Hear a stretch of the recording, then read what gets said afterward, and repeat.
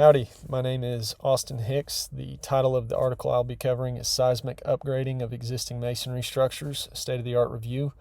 This falls under the NAE Grand Challenge of Upgrading the Sagging U.S. Infrastructure. This article covers several retrofitting techniques used to improve the seismic stability of existing structures that incorporate unreinforced masonry elements into their construction. The statistics referenced in the article are specific to the European market, but they're no less relevant to the global initiative to improve existing infrastructure. There were two catalysts that led to the publication of this paper, the first being the European Green New Deal and its emphasis on renovation. The second was a series of moderate to severe earthquakes in the European region that exposed some of the structural inadequacies of existing buildings.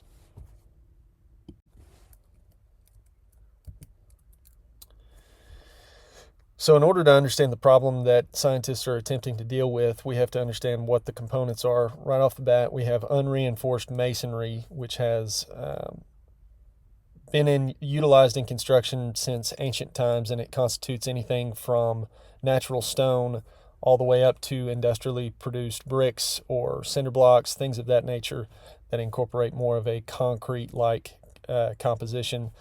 But effectively, these units are stacked in a regular pattern, and in most instances, they're going to be bonded by either a mortar or something more pozzolanic in nature for your more historical structures.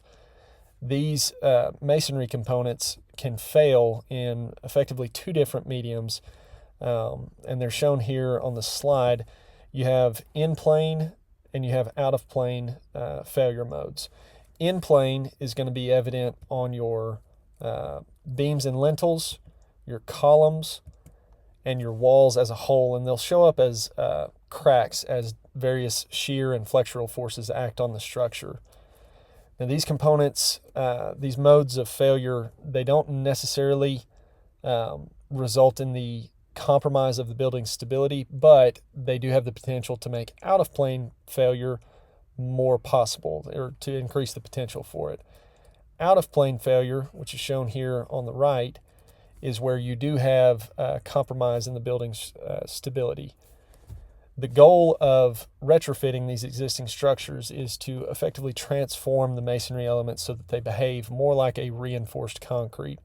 Masonry units, while they have a very high compressive strength, their resistance to lateral loads is relatively low or poor. And so this has been resolved in more modern times by the reinforcement of concrete with steel rebar or things akin to that.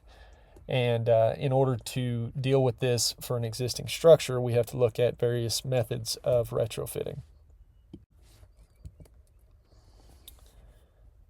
So covered in this article, they've broken down the methods or the techniques utilized for retrofitting into three categories. You have individual element enhancement, you have integrity enhancement, and you have seismic load reduction. All three of these components look to work a different angle of the equation, with the end result being a more stable, succinct structure that is earthquake resistant, or at least more earthquake resistant than it currently is. With the first strategy being individual element, this is going to be considered a little more intuitive because effectively any structure can be broken down into individual components such as walls, piers, joist connections, things of that nature. And so individual element repair looks to improve each one of these components so that you can improve the stability of the structure globally. The most conventional methods are going to incorporate something akin to a grout injection, which is pictured here on the top left. This will fill the voids created over time depending on the age of the structure, but they don't provide any additional tensile strength. So they're addressing the axial load concerns, but they're not addressing the lateral load concerns. This has, in more modern times, been improved upon by the utilization of a reinforced plaster or shotcrete, where a mesh, most oftentimes steel, is wrapped around the structure and then either shotcrete is blasted onto it or plaster is applied, but something with a greater improvement to the rigidity of the structure. The caveat to this is it degrades the aesthetic quality of the building. In response to that, given that this study took place in Europe, where you have a tremendous number of heritage-style, historically significant monuments, there's been the incorporation of more novel materials like a fiber-reinforced polymer. This has a high strength and durability, but it's incredibly vulnerable to damage from fire. To combat that specific issue, additional integration of even more novel materials has been brought into play, where they use inorganic binders and textile reinforced mortar, which captures the structural stability of a reinforced plastering membrane or a fiber reinforced polymer, while also providing superior breathability for the more historic walls and superior fire resistance. The second strategy is going to deal with the integrity enhancement, and this is more holistic for the structure. The basic premise is they're going to achieve this box behavior concept, where they are effectively tying walls and providing stiffness and rigidity to the structure as a whole. The primary methods explored are the first category is going to be confining RC elements, where they are effectively installing a reinforced concrete skeletal structure into the existing structure. This is predominantly limited to the first floor of a building and may not address the retrofitting needs of the building as a whole, specific to additional stories. For the additional stories, this second category of diaphragm stiffening and joint tying comes into play, and this is where they will take the existing floor levels and they will brace them in a horizontal plane and then effectively tie them to the perimeter walls, so that you create this very rigid, cohesive, and almost monolithic performance throughout the entire building, thus adding to the tensile resistance and overall lateral tolerance of the structure. The third category, steel ties and tendon arches, this has to do where you have rounded and therefore more complex geometry coming into play, where these skeletal structures may not be a viable option. And literally they're going to, especially in instances where deformation has occurred on, say, a dome, they're going to wrap the affected area in either steel tendons or some kind of carbon-based product to take advantage of the high tensile capacity of those tendons, so that even if further deformation were to attempt to occur, it would be acting against and creating a pre-stress state for those tendons.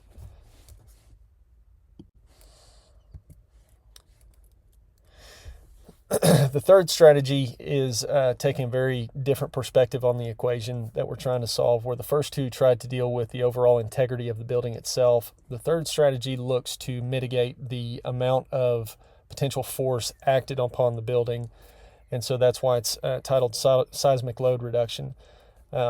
This is accomplished effectively with two steps. You have the first, where you are isolating the base, and so you are literally decoupling the foundation of the building from the ground that it sits on.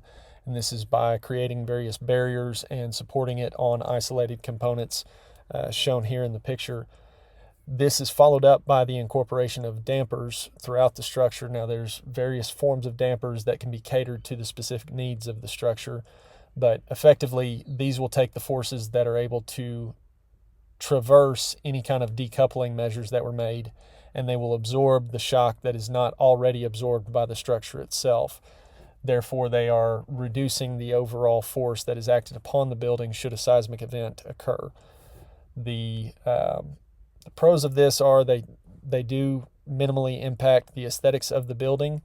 They are technically capable, and they're very highly effective. The problem is, and we have to look at the practicality of this, is the cost associated with it, and the quality of contractor utilized to install these methods are through the stratosphere.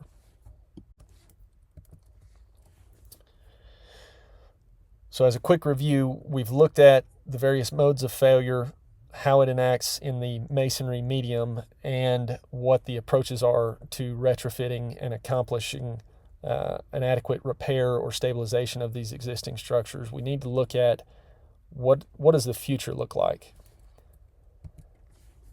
So all of these solutions were looked at in a vacuum, but that is not how future engineers should consider each one of these tools in their toolkit. The integration, the ability to use various configurations of each of these solutions needs to be considered at all times. Combining the benefits of a TRM jacketing with the thermal insulation qualities associated and further fire protection. This allows to not only reduce the seismic impact on the structure, but also improve the overall energy footprint of the building.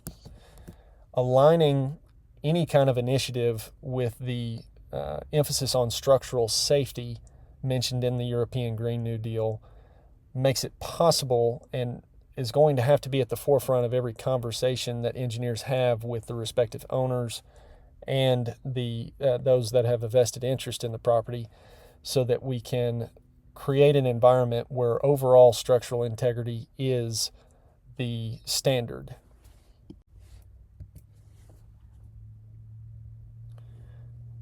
There is no one-size-fits-all solution. This was referenced specifically out of the article. These selections are going to depend on factors such as cost, performance targets, historical significance, practicality of construction, what are the limitations of the environment provided. All of these factors plus the applied solutions have to be assembled, reviewed, collaborated on by future engineers and their respective clientele so that we can maintain the standards and improve upon them as we move forward.